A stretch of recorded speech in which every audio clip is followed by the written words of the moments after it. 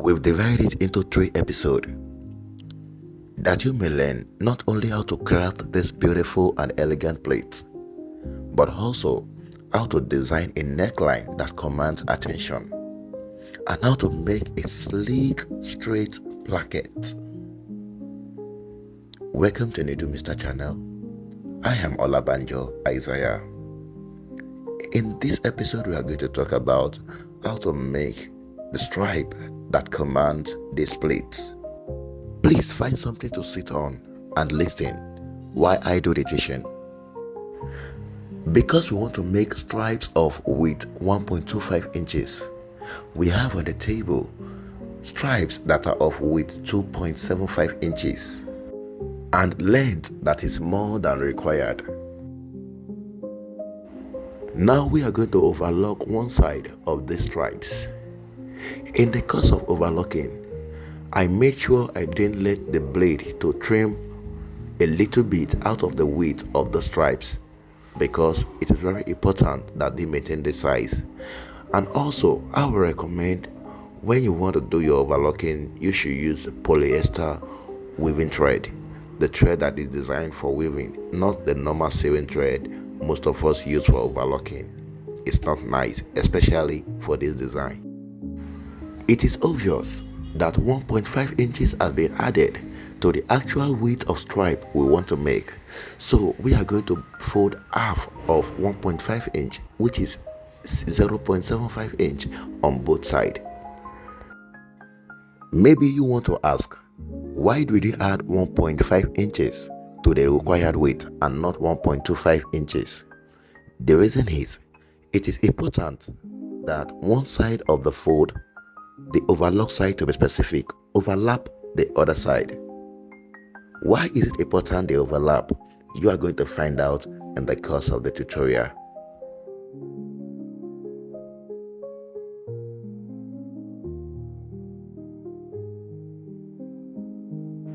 Make sure you trimmed out every phrase because you want a clean job.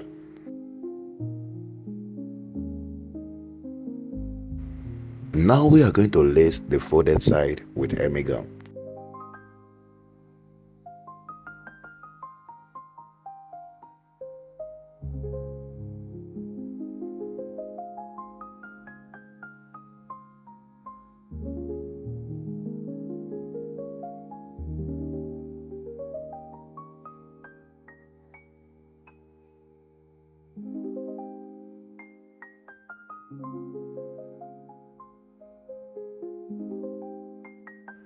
How about we do it this way?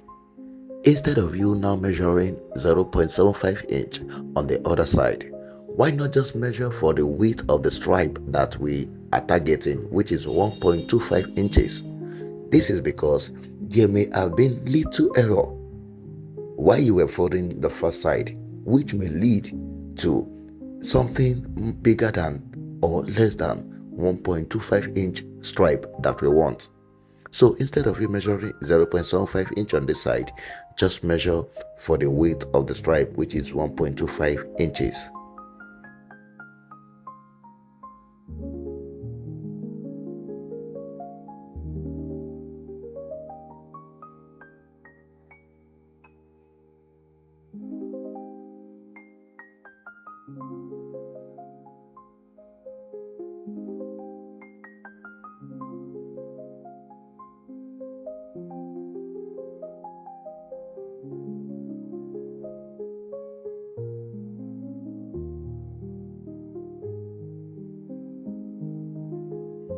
Let's lace this side too with hemming gum.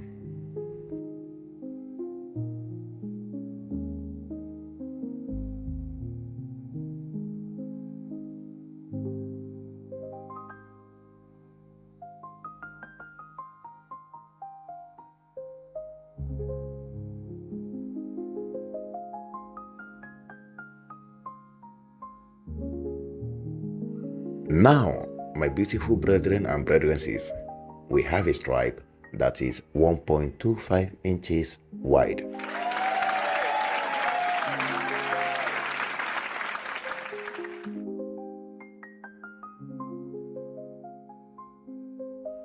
Now we are going to fold one end of the stripe.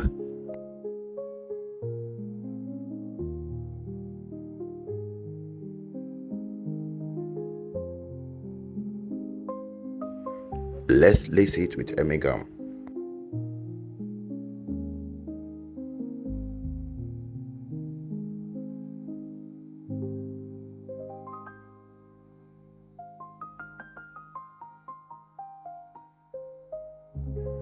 The next we are going to do is to mark the center of the stripe, which is 0.625 inch.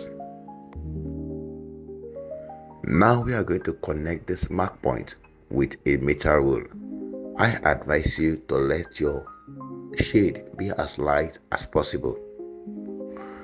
Just as the width of the stripe is 1.25 inch, we are going to mark 1.25 inch from the fold end of the stripe.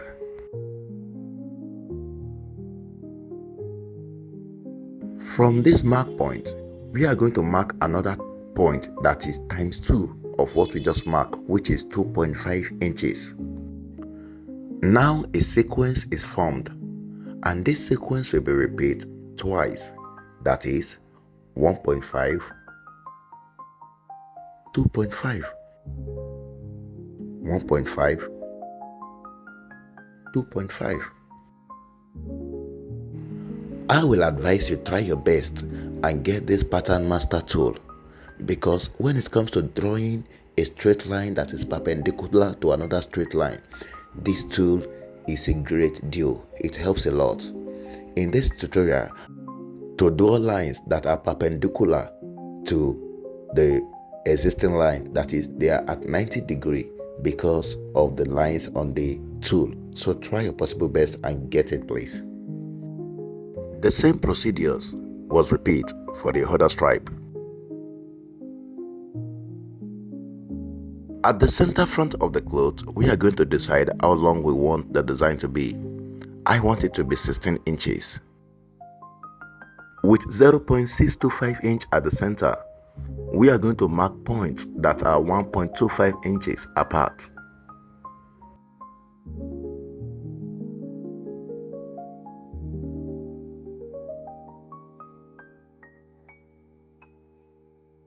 With our meter rule, we are going to connect these mark points.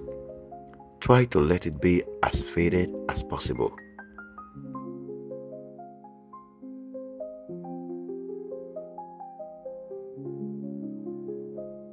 Now let's go to the sewing machine.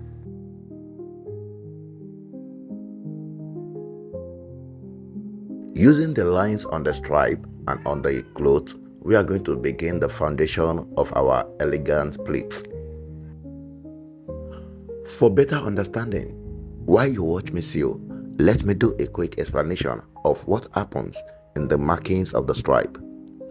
The 1.25 inches space stands for the resting place for the elegant pleat that will be formed from the 2.5 inches space created.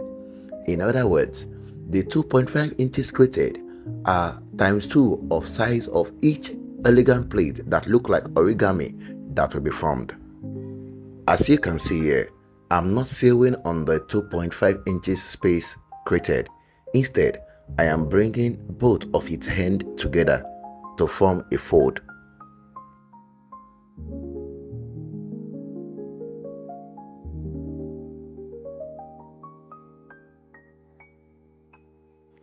Now at the new 1.25 inches space, I will return to the center and continue sewing along the center line.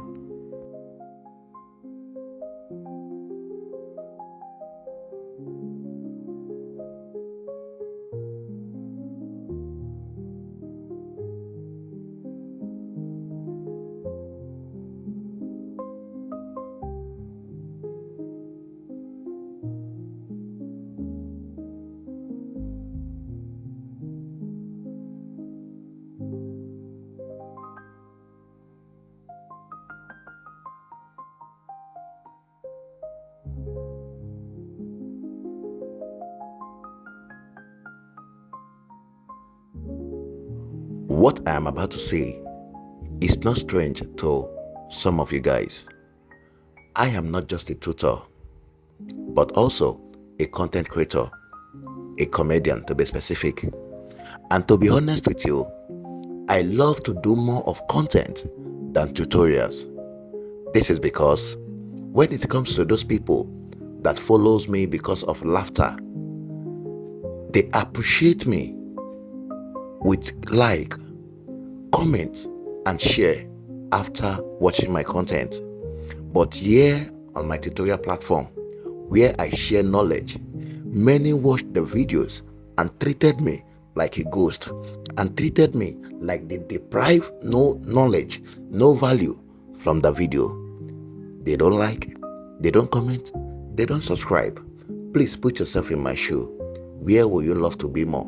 Where you've been appreciated for little effort, or where you put more effort and you are being treated like a ghost? You can change the narrative.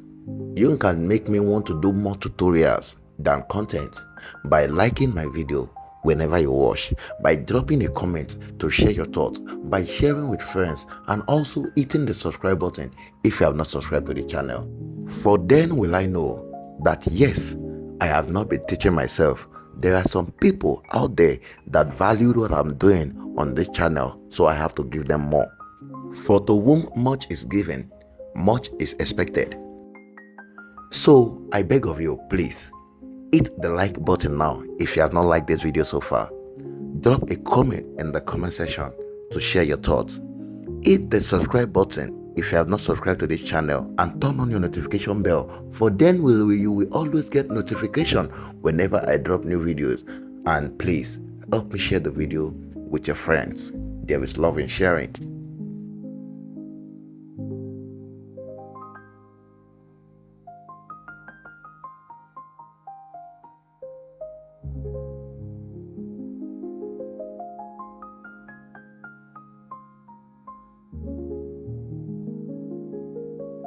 Now these folds are like landmines that are ready to explode. But first, we need to put the neck pipe that we are going to discuss in the next episode and the plackets, for then will we be able to use the magic of these folds.